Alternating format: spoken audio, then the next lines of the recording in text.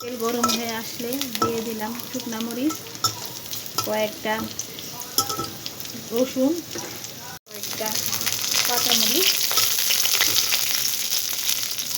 পেঁয়াজ।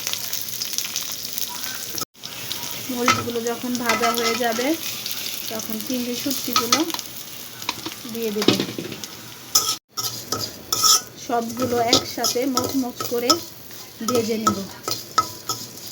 ভাজা হয়ে গেলে আমি এখন এগুলো নামিয়ে ফেলবো।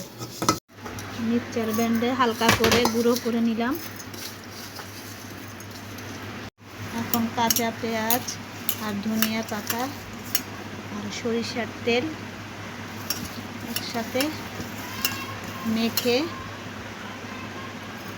মচমচে চিংড়িগুলো দিয়ে দিলাম। হয়ে গেল আমাদের চিংড়ি বালাচাল। হয়ে গেল আমাদের মচমচে চিংড়ি বালাচাল।